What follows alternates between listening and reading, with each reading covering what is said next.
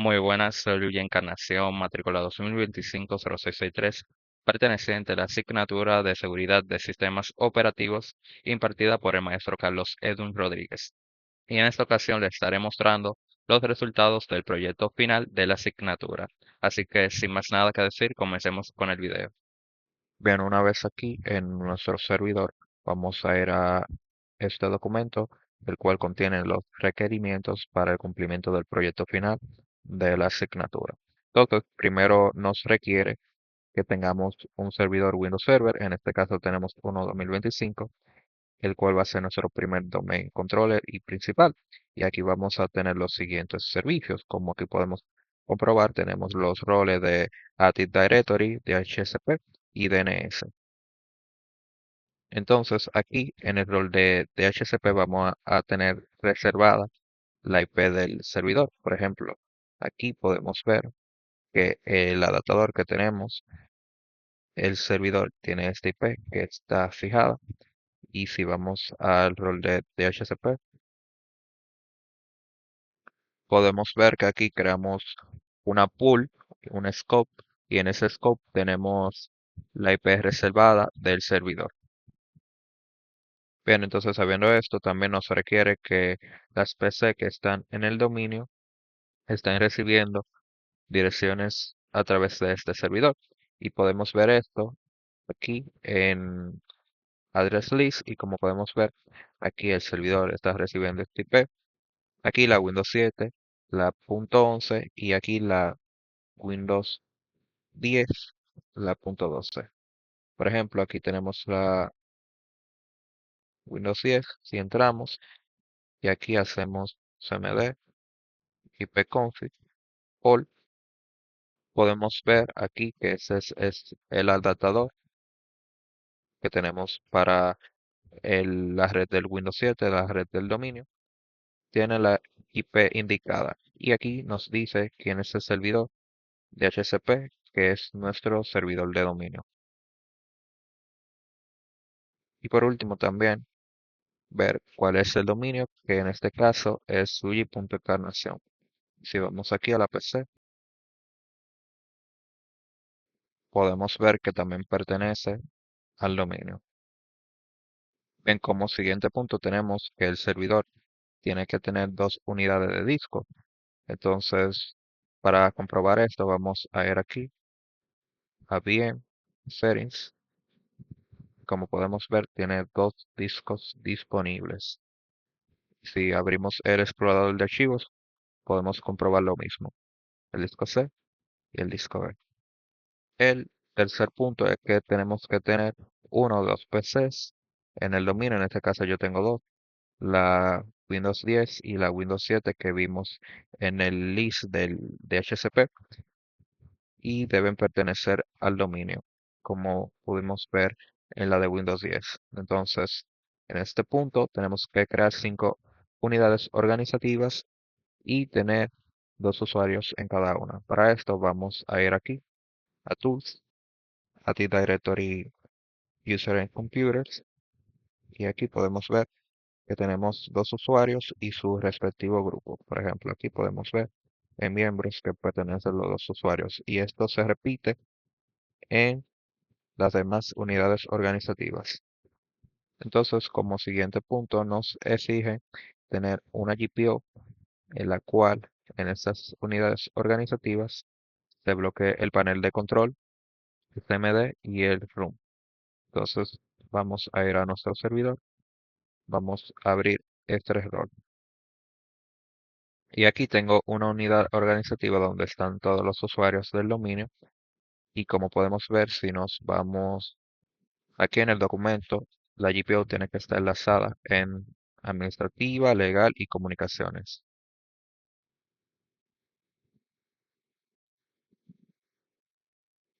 Y como podemos ver, la GPO existe en cada una de ellas. Y si vemos la configuración de una de estas, podemos ver lo que le hemos configurado. Como podemos ver, aquí se prohíbe el acceso del panel de control, el room, el registro y el command prompt, que es el CMD. Entonces también se nos exige una GPO para que los usuarios del dominio tengan un fondo personalizado que tenga los siguientes parámetros. Entonces, si nos vamos aquí a la PC, que actualmente está logueada como administrador del dominio, si cambiamos a otro usuario, por ejemplo, Ana Rodríguez, que pertenece a tecnología, si no me equivoco, vamos a confirmar, como podemos ver, tiene el fondo indicado. Y si vemos la GPO, podemos ver de dónde extrae la imagen, que sería este caso. Está en una carpeta compartida en el disco que generamos. Bueno, para continuar, en el punto 6 se nos requiere configurar un roaming profile para todos los usuarios, que esto consiste que en vez de que la carpeta del usuario se cree localmente en cada máquina que hemos iniciado sesión, se va a crear de manera centralizada dentro del servidor, en el disco que hemos creado e importado a este. Entonces también hemos configurado una GPO para que la carpeta de documentos no esté dentro de la misma carpeta del usuario, sino que se cree una carpeta aparte donde se va a redirigir todos los documentos que hemos creado. Para esto vamos primero a ir aquí a la GPU, vamos a ver la que hemos configurado para realizar esto. Como podemos ver, esta sería la GPU donde se va a redirigir en esta carpeta el nombre del usuario y su carpeta de documentos. Entonces, por ejemplo, aquí en esta máquina cliente estamos logueados con Ana Rodríguez, que es un usuario, si no mal me equivoco, de tecnología. En efecto, si nos movemos a cliente, podemos notar que si aquí ponemos DC, vamos a la carpeta Profile, aquí tenemos carpetas que serían los del usuario. Lo que tiene punto .v6 son las carpetas del usuario, por ejemplo. Esta sería la carpeta de Ana Rodríguez, que este folder está vacío porque se acaba de crear. Cuando cerremos e iniciemos sesión se va a rellenar. Y aquí sería lo que hace referencia a la carpeta de documentos. Por ejemplo, si aquí creamos algo, DC,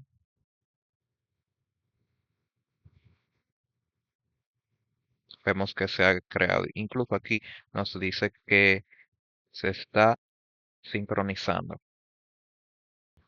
Si vamos aquí, por ejemplo, el usuario Bromero, podemos ver que no nos permite acceder a su carpeta.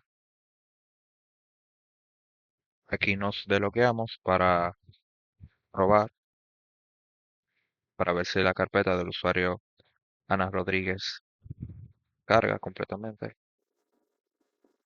Y como podemos ver, se ha cargado exitosamente. Entonces, siguiendo con el punto número 7, vamos a crear una carpeta por unidad organizativa, que en este caso serían 5 carpetas. Y los usuarios de cada dirección va a tener permisos específicos en el file server. Para eso, aquí en el servidor instalamos un rol de file server, donde, por ejemplo, aquí, vamos a ver,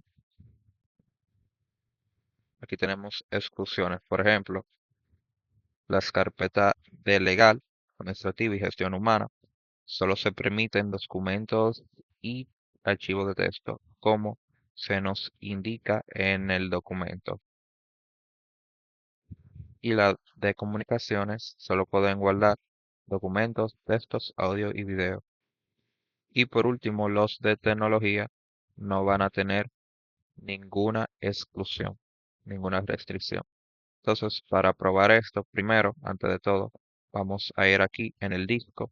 Si vamos aquí a la carpeta de data, lo que hicimos es que para que solo los usuarios de cada lugar, de cada departamento, entre a su respectiva carpeta, creamos unos grupos y los añadimos en cada carpeta. Por ejemplo, aquí está solo los del grupo de administrativa van a poder entrar. Y por ejemplo, si entramos a gestión humana, podemos ver aquí en seguridad que también lo tienen activado. Entonces, por ejemplo, que vamos aquí y nos vamos a loguear con un usuario que represente primero las primeras de política que son de estas tres, me parece. Vamos a confirmar. Exacto. Que solo se va a permitir documentos de texto. Entonces aquí vamos a cerrar sesión y aquí vamos a loguearnos con un usuario, por ejemplo, de legal, Alejandro Castillo, a Castillo. Y por cierto, se le va a crear el perfil de Roman ahora automáticamente dentro del servidor. Entonces, si vamos aquí, vemos que se creó su carpeta de Roman. Y ya con lo que respecta a este punto, si vamos aquí a la carpeta de data, vamos a recargar.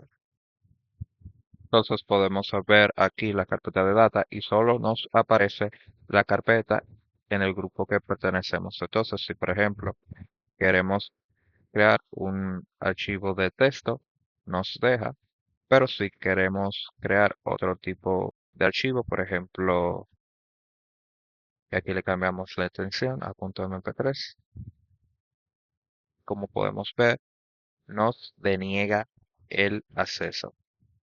Aquí se creó texto porque era el original, pero no nos dejaba crear otro. Bien, entonces si probamos los demás permisos que configuramos, por ejemplo, lo de comunicaciones, que si se le permite, además de los anteriores, video y audio, entonces, por ejemplo, nos vamos a loguear con Kevin Rojas. Entonces hacemos lo mismo.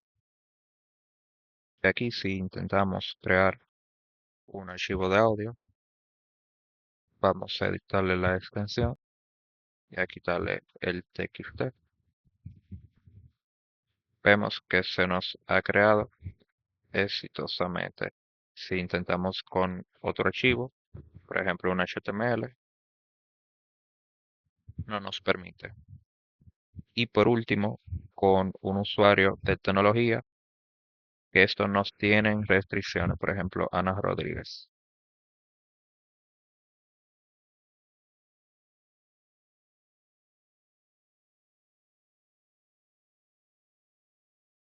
Bien, el siguiente punto nos pide crear una GPO para todos los usuarios, el cual el servidor va a ser un servidor NTP, o sea, un servidor de hora. Y también vamos a configurar GPO de seguridad para bloqueo de 3 intentos y claves robustas. Para esto vamos a ir aquí y podemos ver la que hemos configurado, que sería estas. Entonces, aquí podemos ver la GPO de la contraseña, por ejemplo, tenemos configurado los mínimos requerimientos de complejidad, 10 caracteres, la duración, que no se puede repetir 5 contraseñas, un historial de 5 contraseñas, y aquí el bloqueo de los 3 intentos inválidos y el bloqueo de 10 minutos. Como penúltimo punto, se nos requirió instalar una herramienta de verificación de vulnerabilidades, que en este caso instalamos Nessus y ya a partir del escaneo que realizamos tenemos que exportar un informe de todas las vulnerabilidades encontradas en las máquinas del dominio y su posible solución y recomendaciones. Entonces aquí podemos ver que nos realizó un escaneo a los 3 hosts del dominio. Aquí se nos reporta las vulnerabilidades y demás y aquí podemos exportar el reporte. Bien, aquí podemos ver el reporte que nos clasifica por host y aquí nos da un resumen de la vulnerabilidad. Por ejemplo, encontró una medio, información, y aquí nos da descripción, soluciones, la calificación de la vulnerabilidad y demás. Y así sucesivamente por host. Y por último, para terminar, debemos crear una máquina virtual en un cloud provider que podría ser Azure, pero en este caso utilizamos DigitalOcean y tenemos que entrar a través de la clave pública de algún dispositivo dentro del dominio, en este caso el servidor. Aquí está la máquina que creamos. Entonces vamos aquí a la PowerShell y si ponemos ssh root la IP pública del servidor que creamos, le damos a Enter, como podemos ver, hemos entrado sin la necesidad de poner clave. Bien, y con esto hemos terminado la demostración de este proyecto final. Espero que esta información haya sido útil. Gracias por su atención y hasta la próxima.